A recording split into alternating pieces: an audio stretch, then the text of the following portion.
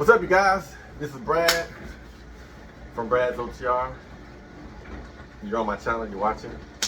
Anyway, so I want to talk to you about what happened to me and with a load that happened on the 11th, I think, of December. I had to pick up a load out of Alabama going to Birmingham, Alabama, out of New Course Steel going to Fort Recovery, Ohio. Didn't even know that existed. But my Raycon was saying that I had the rate, no.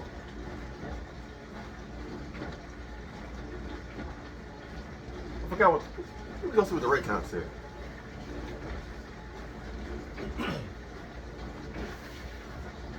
Yeah. The Raycon had the right address. The bill of ladings had the address to go to Pennsylvania. So it was a blind BOL. And I didn't like that. Because there Asian Mai, the mother truck or whatever, he posted a video of how fake brokerages will have you go, it'll say one thing, but you're going somewhere else. So when I found out it was a blind BOL, I called the broker, because when I checked in, he said the number, when I checked in with my pickup number, it was going to Pennsylvania, but I'm supposed to go to Ohio. So I called him, like, yo, this and that.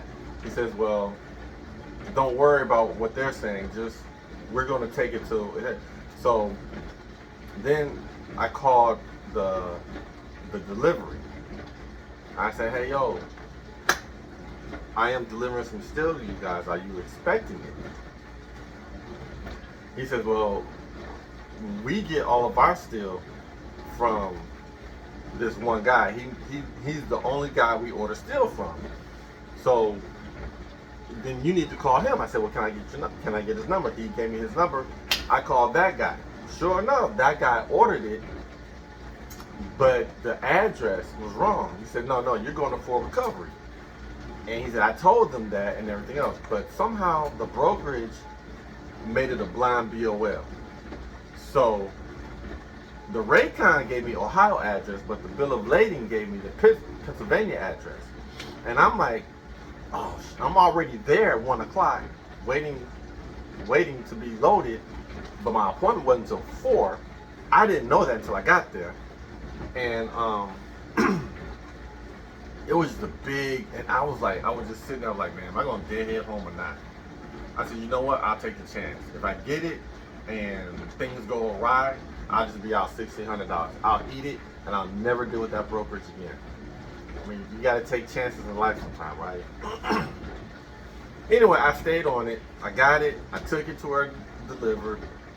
Everything worked out. So that's why I didn't tell you about this earlier, because, oh yeah, everybody that I was complaining to and I was freaking out with and everything else, they were like, man, you should make a video about it so everybody knows. And I'm like, I wanted to, because I was gonna make a video, and then if they didn't pay me, then I was gonna expose them.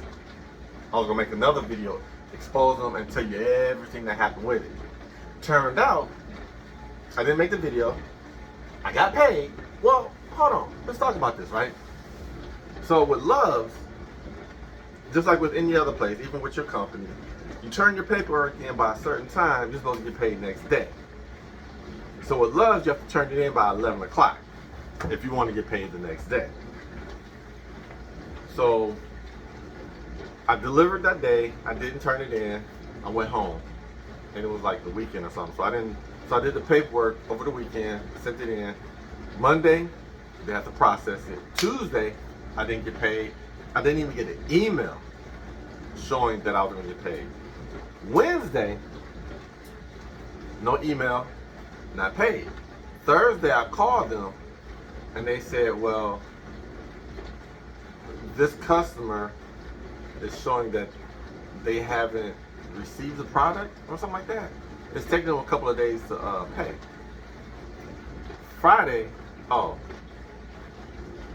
well, I got paid. I got paid because while I was doing all of this, I was talking to the broker for detention. I asked for $300. He said $100. I said, okay, well, how about $200? He's like, most I can do is $150. And this was all through email. So I took the $150. Okay, I'll take the $150. Anyway, so to get to this point is, Love's paid me. Everything was fine. What's today? Today's Friday, the 22nd or 21st? Second. I got an email yesterday on the 21st. I got an email yesterday on the 21st saying that they don't have the bill of lading, and I have until the 28th of December to get this all squared away, or they're going to take the money back. There was a big old email that said recourse. Love's is a non-recourse company, and I know that because I only did Love's because of another friend of mine who has his own authority. He went with them first. So while I was getting my authority and I was dealing with all these other companies, I'm like, okay, y'all doing some crazy stuff here. So I you know, he helped me out with getting my authority. So I went ahead and I just did what he did, and I went to Love. And Love's a non-recourse.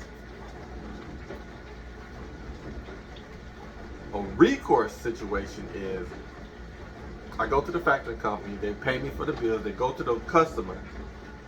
If the customer doesn't pay them, and it's like, let's say in 60 days, if that's when they pay out, they don't pay them out within 60 days, then that company comes back to me, lets me know, and then they take their money back out of my bank account, right? That's a recourse. A non-recourse, how they advertise it is, they would never do that. Non-recourse, they will never do that. So Love's has a list, a debtors list, right? A credit list, as you say, that you check on to see if they deal with them or not. And this company did deal with them. Love dealt with the brokerage company. So if you ever get your authority and you're figuring out if there's a non-recourse or recourse, it's all smoke and mirrors. Because at the end of the day, if they don't get their money, they're coming back to you. It's that plain and simple.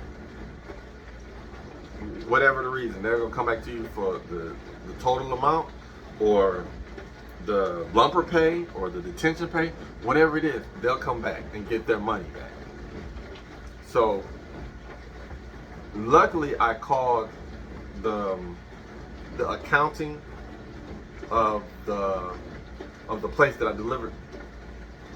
No, I called the accounting of the brokerage, and we went over the paperwork, and they didn't see where the guy signed it at.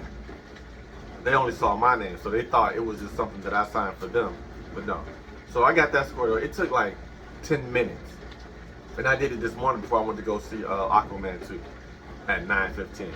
So that only took 10 minutes to do, and I'm gonna get paid for it. But I really just wanted to let you know the difference between recourse and non-recourse. I mean, it's like if you borrow money and you don't pay your bill, then they're coming after you to get their money, right? But then non-recourse is like you borrow money. How they advertise it is, if you borrow money from us, we'll never ever come back and get that money back from you, no matter what happens. That's how they advertise it. But that's a lie. Because when it comes down, ain't nobody gonna take a loss. I mean, unless the federal government pays them. So that is the difference between recourse and non-recourse. So if you're ever going to get your authority and you're trying to figure out what kind of factoring company you're going to go with, it doesn't matter about recourse and non-recourse. It just doesn't matter. Because if the factoring company's not going to get paid, they're coming back to you. Don't listen to all that crap that they tell you when they're trying to sell it to you over the phone. They're all going to come back to you. Alright, peace out, man. Hey, thanks for watching my videos. If you like my other videos, just like, subscribe, share to other people. And I want to get to 1,000. I want to get to 1,000 subscribers so I can start doing live, so I can really like tell y'all what's going on with me from day to day to day to day. Alright, peace out.